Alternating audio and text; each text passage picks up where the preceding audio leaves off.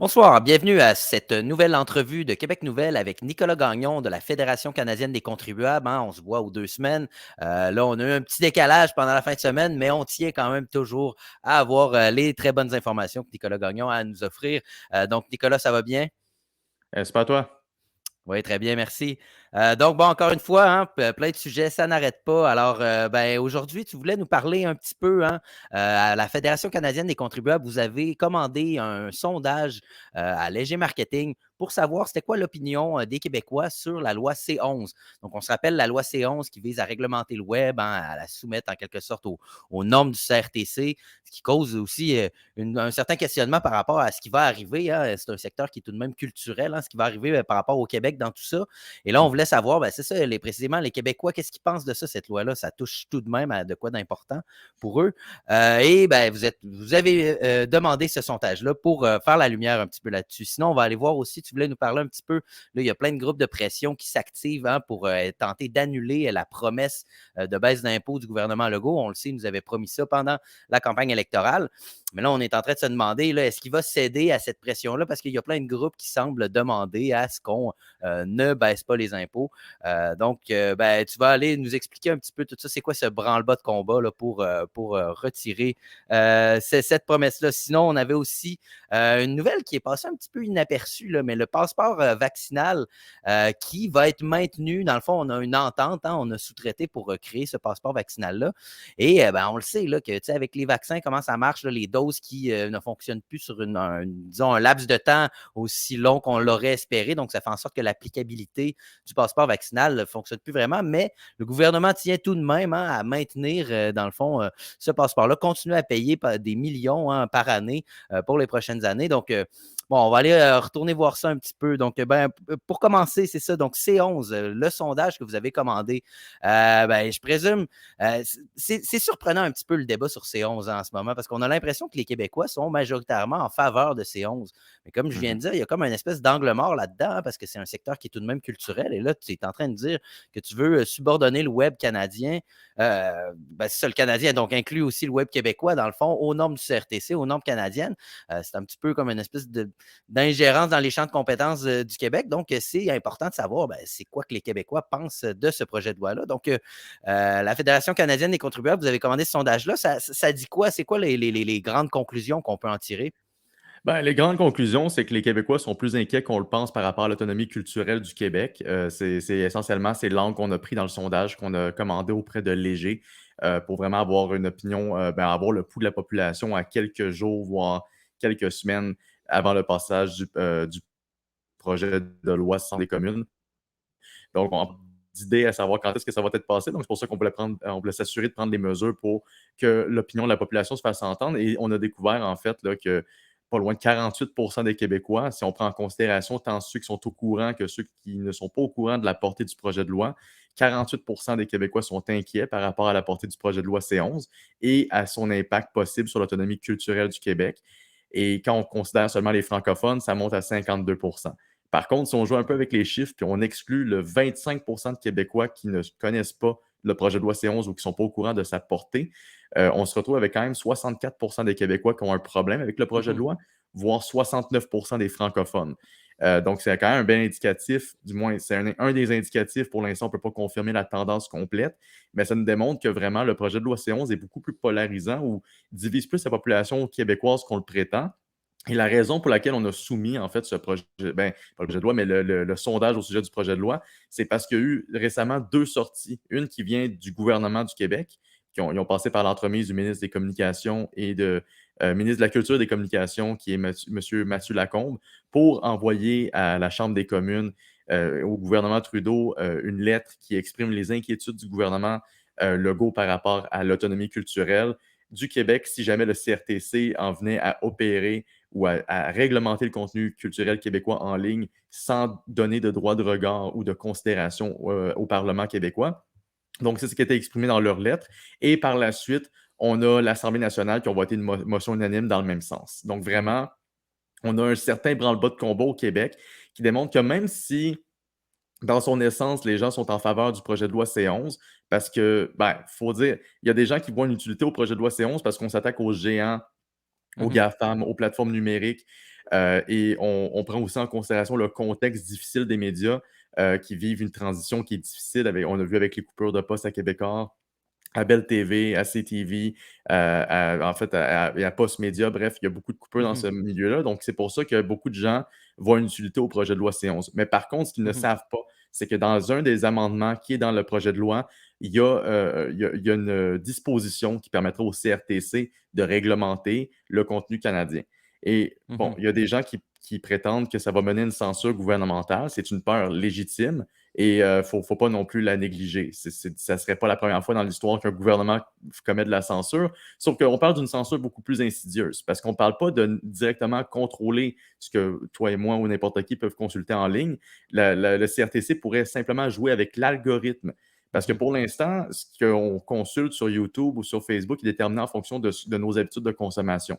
Si vous voyez une vidéo d'un tel YouTuber repasser dans votre fil d'actualité, c'est parce que vous avez déjà vu une vidéo de cet artiste-là ou d'un artiste similaire ou d'une chaîne similaire. Mais là, ça serait le CRTC qui, en fonction de différents barèmes qui sont mis en place de manière arbitraire par des fonctionnaires, ben, ce que vous voyez va être éventuellement influencé à travers l'algorithme modifié pour que le contenu que vous voyez soit plutôt canadien, soit du contenu d'ici.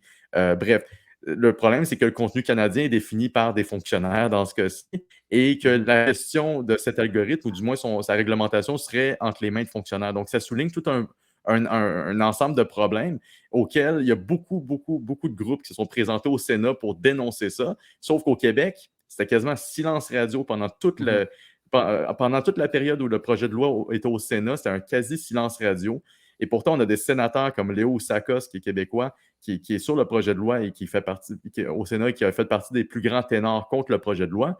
Mais on a aussi différents influenceurs et créateurs de contenu québécois qui se sont rendus au Sénat et qui ont eu le droit à aucune couverture média. Et là, ben, comme de fait, nous, on sort un sondage sur C11 et on voit que ça passe quasiment inaperçu aux yeux de ces mêmes médias.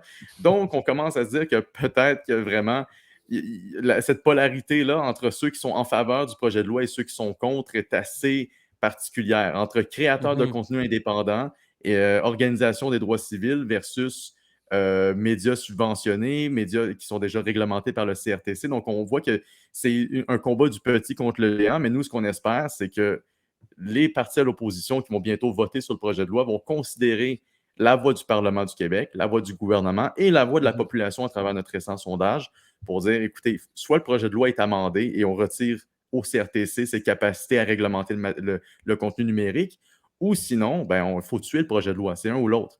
Il ne peut pas Mhm. passer dans son état actuel et c'est ce qu'on espère que les parlementaires vont avoir comme réflexe. Par contre, on n'a pas de garantie pour le moment, mais on est en train de faire campagne auprès d'eux pour s'assurer à ce que la pression soit au maximum d'ici le vote sur le projet de loi.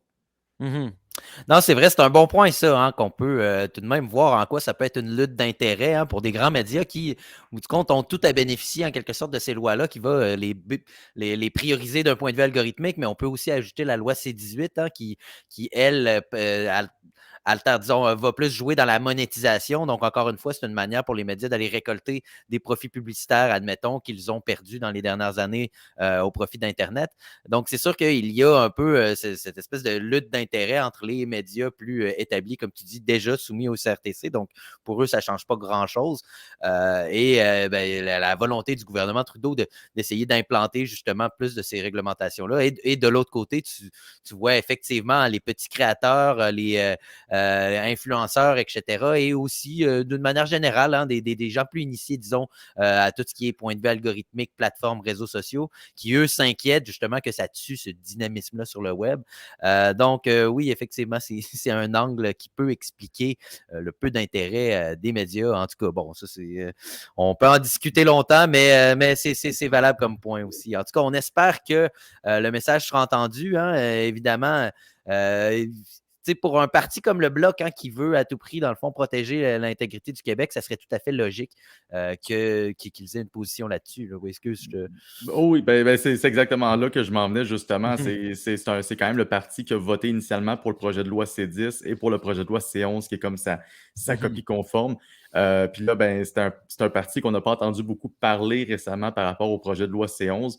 Donc, on espère justement, comme toutes les sorties qu'il y a eues récemment, va les avoir allumées et va leur avoir fait comprendre qu'ils ne peuvent pas arriver à la Chambre des communes et dire, ben, finalement, nous, on est pour le projet de loi C11, on s'en fout de ce que dit le Parlement du Québec, le Mhm. gouvernement du Québec et les Québécois. Puis en passant, votez pour nous, on représente l'autonomie du Québec. Il va Non, falloir qu'il y c'est ait une sûr sorte de... Il faut qu'ils soient conséquents. Donc, ils n'auront pas le choix Mhm. de se ranger. Si le Bloc québécois est véritablement un Bloc québécois, ils n'ont aucun choix que de se mettre du côté des Québécois dans ce cas-ci, puis Mhm. d'au moins de voter pour que des amendements soient faits rapidement.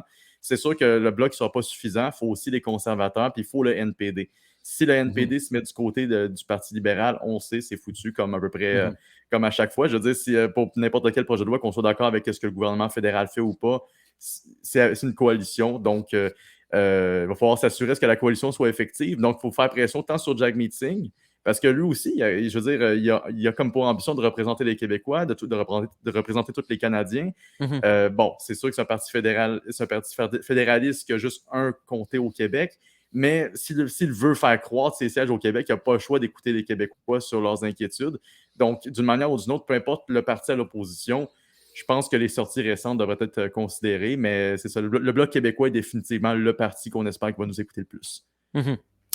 Bon, ben, en tout cas, on va suivre encore la situation. Ça n'est pas fini. Puis, de toute façon, après, comme je disais, il va y avoir C18. Et là, il y en a un autre, là, je pense, sur les discours haineux, que justement, ben, c'est peut-être un peu inquiétant parce que là, le Bloc québécois, il presse le gouvernement Trudeau de légiférer là-dessus. Et bon, il n'y a personne qui est d'accord avec le contenu haineux sur le web. Hein, personne n'est d'accord avec ça.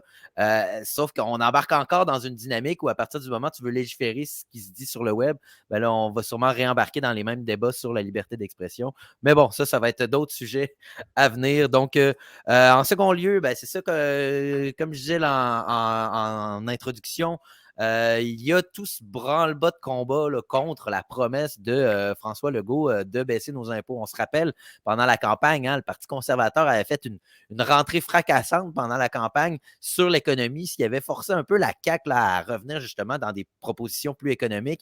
Et à ce moment-là, il avait fait justement sa proposition de baisser les impôts. Est-ce que c'était complètement honnête ou est-ce qu'il a juste fait ça dans le mouvement de la campagne pour justement avoir des arguments à proposer aux conservateurs à ce moment-là? Ben, en tout cas, dans tous les cas, la baisse d'impôts n'est pas encore faite et il semblerait qu'il y a plein de groupes de pression dans la société civile qui s'y opposent. C'est quand même surprenant de penser que des gens peuvent s'opposer au fait de payer moins d'impôts. Mais bon, on va aller voir ça avec Nicolas. C'est quoi exactement ces groupes de pression-là? C'est quoi exactement qui se passe là, à ce niveau-là? Là? Oui, ben écoutez, je vais juste commencer par dire, même en France, je suis persuadé que même en France, on aurait Macron qui proposerait une baisse d'impôts. Puis même là, il y aurait un plus haut niveau d'acceptabilité sociale versus une baisse d'impôts qu'ici. Bon, je sais pas pourquoi c'est au Québec, dans la nation la plus taxée en Amérique du Nord, la plus Mhm. réglementée, la plus imposée. C'est là qu'on trouve le plus grand branle-bas de combat contre une baisse d'impôts.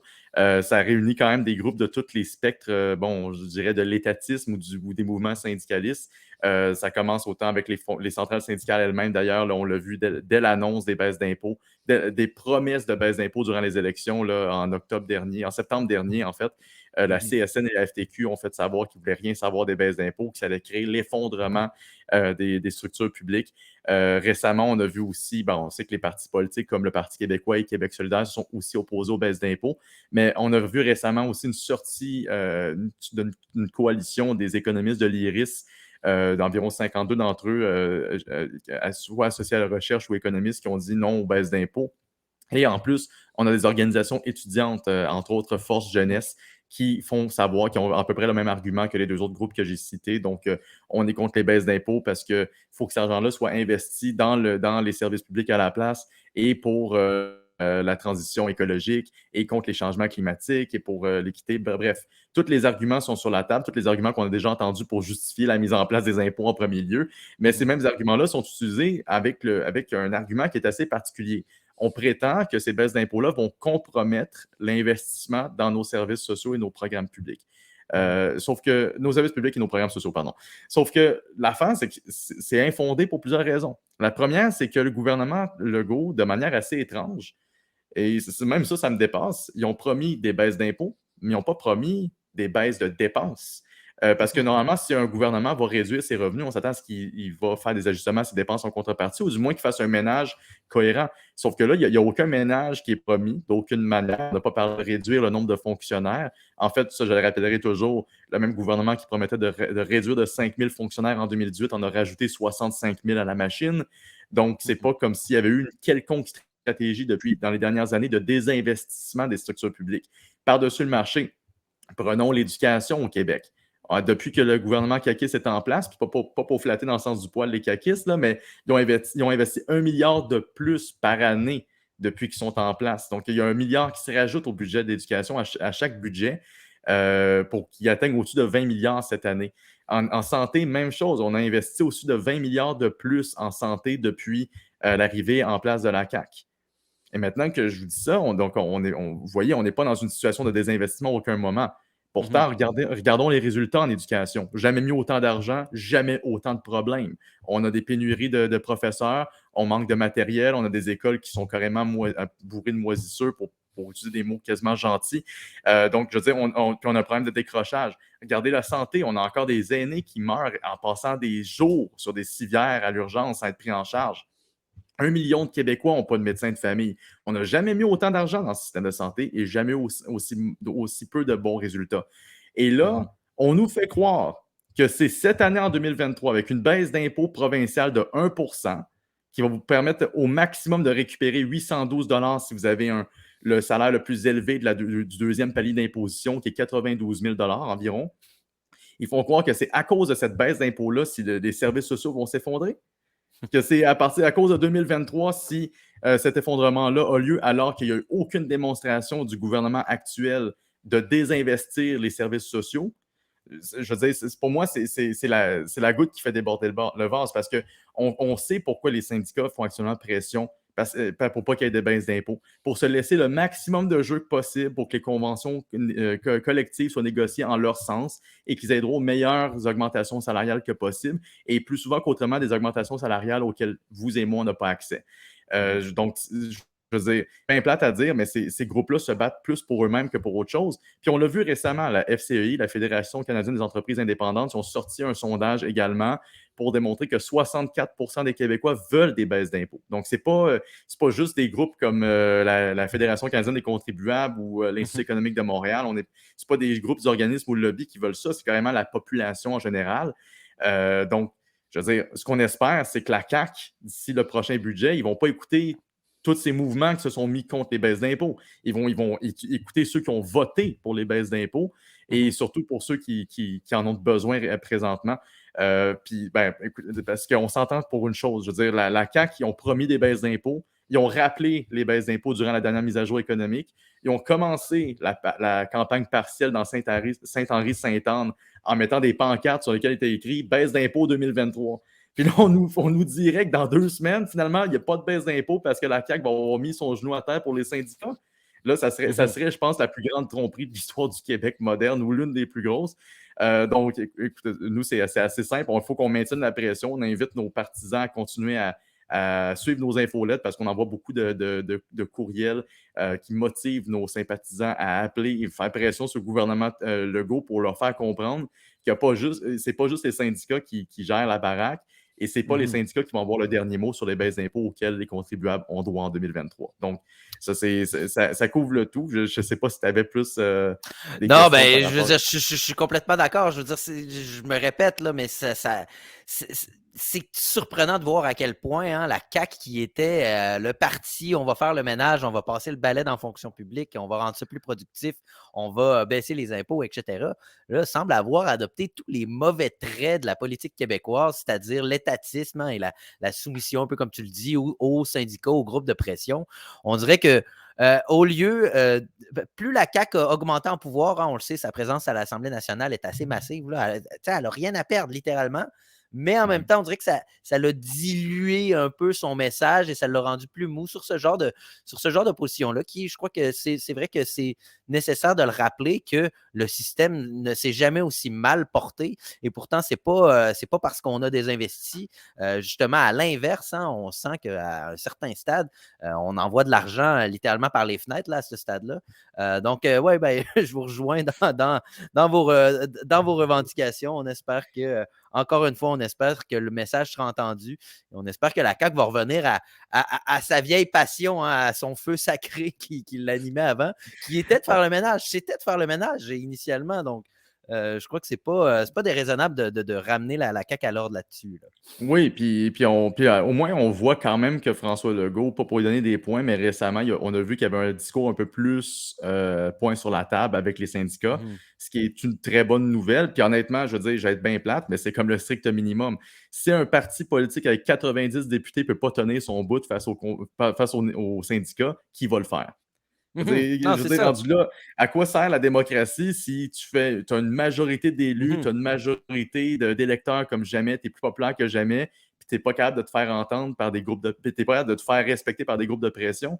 Ouais, Mhm. je pense qu'il y a un aspect démocratique à ça, puis ça revient aussi au fait que les gens ont voté pour les baisses d'impôts. Puis il y a beaucoup Mhm. de personnes qui sont carrément représentées par la CSN et la FTQ, puis sont comme ben voyons, on vous a pas donné le mandat de vous battre contre des baisses d'impôts. On les veut, nous autres, les baisses d'impôts. Donc, c'est assez paradoxal. Mais oui, la CAQ, elle n'a pas le choix de tenir son bout, mais on va le savoir. Il reste 15 jours avant que le budget soit déposé, le 21 mars exactement. Nous, on va être présents, on va être à l'Assemblée nationale pour Mhm. participer au huis clos puis pour commenter la chose. Puis on espère bien sûr là, qu'on va avoir des bonnes nouvelles à raconter rendu là. Ben, parfait. Ben, justement, je présume on va se voir un petit peu après ça et on pourra en parler au moment opportun. Donc Absolument. maintenant, bon, on voulait parler, c'est ça, du pass vaccinal. Hein, je l'ai expliqué un petit peu en introduction, encore une fois, mais le fait que, dans le fond, le gouvernement a dit qu'il allait maintenir en quelque sorte, je ne sais pas exactement la formulation, maintenir le contrat ou maintenir en place l'application du pass vaccinal. Là. On le sait que l'efficacité des vaccins n'est pas ce qu'on avait anticipé et ça fait en sorte que ben là, on se demande pourquoi est-ce qu'on garderait un pass vaccinal parce que même s'il y avait une remontée pandémique, c'est pas vraiment. Ça ne serait pas nécessairement dans les plans de remettre en place le pass vaccinal pour autant. Donc, mais le gouvernement qui s'entête là-dedans, donc peut-être nous donner des détails un peu là-dessus. Là. Ouais, ben c'est ça. Initialement, je veux dire, de mettre en place le passeport vaccinal lui-même qui a été commandé à travers un contrat de gré à gré avec Aquinox Solutions à l'époque, qui est une entreprise qui est basée à Lévis, si je ne me trompe pas. À l'époque, l'idée d'imposer le passeport vaccinal, bon, on peut s'entendre sur l'utilité ou pas des vaccins à ce niveau-là, mais l'utilité du passeport vaccinal lui-même était à Mhm. démontrer. Il faut savoir qu'on l'utilisait entre le 1er septembre 2022, 1er septembre 2021, puis on a arrêté de l'utiliser le 12 mars 2022, donc à peine 8 mois, là, tout au plus, d'utilisation. Mais ce qu'on a appris récemment, c'est qu'on allait continuer à payer pour encore 2-3 ans, jusqu'en Mhm. 2025, et qu'à concurrence de ça, ben, le passeport vaccinal, même s'il est mort, en fait, il n'est pas mort, il est sous respirateur artificiel, et on Mhm. paye collectivement 5,2 millions de dollars par année pour le garder, lui et ses serveurs, au cas où est-ce qu'il faudrait le ressortir des boulamites. Mhm. Donc, on se C'est ça, en rappellera que fait, plus c'est tard. sur les serveurs qu'on doit le garder là, en place pour maintenir l'application en vie, là, en quelque sorte. Là. Exactement. Puis au Mhm. total, si on considère les coûts de démarrage de l'application qui ont coûté à eux seuls 10 millions, plus les coûts d'entretien, plus les coûts de maintien pour les 2 prochaines années, on tombe à peu près 29,3, pas loin de 30 millions de dollars que ça va coûter pour un passeport vaccinal qu'on va avoir utilisé tout au plus pendant, je dirais, comme je dis, 8 mois. Puis c'est quand même Mhm. drôle qu'on continue à payer pour ce passeport-là plus longtemps qu'on va l'avoir utilisé. Mhm. Puis surtout de savoir qu'on le maintient essentiellement pour 2 raisons. De un, parce que, comme je dis, il y a eu un contrat de gré à gré qui a été signé qui nous force à maintenir ce contrat-là. De deux, ça vient aussi du fait que ce n'est pas une décision du gouvernement provincial de conserver le passeport vaccinal, aussi surprenant que ça puisse paraître. L'affaire, c'est que toutes les provinces se sont faites mandater par le gouvernement fédéral pour disposer de leur propre outil de passeport vaccinal, en fait. Il y avait des passeports vaccinaux qui ont été utilisés dans pas mal toutes les provinces au final, Mhm. mais ce n'est pas partout qui ont été maintenus longtemps. On sait qu'en Alberta et en Saskatchewan, ça a été levé quasiment en janvier-février, alors que nous, ça a duré encore quelques temps. Mais au final, c'est le gouvernement fédéral qui a mis en place un fonds qui sert à financer ces opérations-là. Donc, c'est tous les contribuables canadiens qui payent pour le passeport vaccinal québécois en ce moment. Mais c'est pas juste ça, c'est aussi parce qu'ils veulent s'assurer qu'il soit maintenu au cas où d'autres institutions, d'autres agences dans le monde décident de ramener leur passeport vaccinal. Donc, ils veulent vraiment maintenir le Canada comme aligné sur l'agenda sanitaire, en fait, à Mhm. l'international. Si, par exemple, l'Agence européenne ou ben, je ne sais pas quelle institution en Europe, n'importe quelle institution tant européenne qu'asiatique décide de ramener l'alerte par rapport à la COVID ou qu'il arrive une autre pandémie, ça peut rester aussi une possibilité. Ben là, les outils seront déjà à la disposition du gouvernement, plus les données qui ont été cueillies pour être en mesure d'être mis sur pied rapidement. Donc, il y a comme cette notion de vouloir prévoir l'inévitable si jamais il y a une autre pandémie qui reste, je dirais, à la limite louable si on avait considéré que le passeport vaccinal avait été utile en premier lieu, mais malheureusement, on sait que son utilité était plus à des fins de pression qu'à des fins, à des fins pratiques Mhm. ou épidémiologiques réellement. Euh, donc, ceci étant dit, ça démontre à quel point l'argent a été mal utilisé par le gouvernement. Puis, ce n'est pas la seule application aussi qui a été financée par le fédéral puis qui a été utilisée de manière assez, je dirais, sporadique, mais dont les coûts sont beaucoup plus élevés que nature. On se souvient de Arrive-Can, qui avait Ouais. coûté pas loin de 53 millions de dollars aux contribuables canadiens et qui aurait pu être carrément faite par deux personnes dans une boîte, dans une firme d'IT à Toronto en une fin de semaine pour 270 000 là, pour les coûts totaux si jamais ça a été déployé par eux, au lieu des 23 firmes qui ont travaillé sur le même projet qu'Arrive-Can. Donc, ça démontre qu'à chaque fois que le gouvernement, tant au provincial qu'au fédéral, se retrouve à mandater une firme privée pour s'occuper de ces projets informatiques, ça finit toujours mal. Puis, si vous voulez avoir une conclusion Mhm. parfaite à ça, ce qui se passe à la SAQ en ce moment même. Je veux dire, la SAQ a mandaté IBM, une compagnie américaine informatique qui est très connue, qui est aussi connue pour son fiasco avec Phoenix au fédéral. Ils ont mandaté cette firme-là pour simplifier, dans le fond, l'accès au permis de conduire, pour faciliter le traitement des dossiers de la SAQ. Puis, dans quelle situation on se trouve présentement? Le ministère des Transports est tellement dans le trouble qu'ils doivent engager du personnel de plus pour régler le problème créé par la solution qu'ils ont payé le privé pour l'emmener. En tout cas, au Mhm. final, c'est tout ça pour dire qu'on a mis une solution en place qui a créé plus de problèmes que ce qu'il y avait avant la mise en place de la solution. Puis ça, c'est drôle, ça arrive souvent l'ensemble des contrats qu'on fait dans le privé, dans les contrats informatiques. Et pourquoi? Parce que le gouvernement n'a aucune expertise en informatique et donc il dépend essentiellement du privé pour y parvenir et il ne se fie pas nécessairement aux bonnes personnes pour prendre ses décisions. Je ne veux pas dire non plus qu'Aquinox Solutions est une mauvaise compagnie. Ils ont fait leur travail, ils ont livré la marchandise. Mais quand le contrat a été réglé, par exemple, vraiment qu'il y a quelqu'un qui a vu le moyen de profiter le plus longtemps que possible de la vente de ce produit au gouvernement, puis ben, on paye le prix aujourd'hui. Non, c'est vrai qu'effectivement, j'avais pas toute la liste en tête, un après l'autre comme ça, mais quand tu regardes tous les projets justement de mise en ligne qui se font par le gouvernement, c'est assez dramatique. Et tu le mentionnais, bon, Arrive Cannes, on le sait à peu près qu'est-ce que ça aurait coûté, mettons, pour une autre petite business. Là. Et bon, c'est sûr que ça prend des gros serveurs pour toutes les données. C'est quand même toutes Puis il y a des questions aussi de sécurité par rapport à l'intégrité de la sécurité des Canadiens là-dedans. Mais tu sais, en même temps, une application pour scanner un code barre, je suis désolé, là, j'ai comme l'impression que ça aurait pu être, être fait pour moins cher, mais bon, je suis pas nécessairement expert dans le domaine. J'ai comme une petite idée, par contre, que ça doit pas vraiment valoir ce que ça vaut en ce moment. Bon, ben, en tout cas, au moins, on a la fédération pour nous tenir au courant. Fédération canadienne des contribuables. Donc, Nicolas Gagnon, directeur Québec pour la Fédération canadienne des contribuables, évidemment, avec qui on a cet exercice-là une fois ou 2 semaines. Donc, je présume que la prochaine fois qu'on va se revoir, le budget va peut-être être passé ou peut-être sur le bord d'être passé. En tout cas, on se verra rendu là, mais toujours un plaisir de t'avoir parmi nous. Nicolas Gagnon, passe une bonne fin de soirée et à la prochaine. À toi aussi. Merci beaucoup. Salut.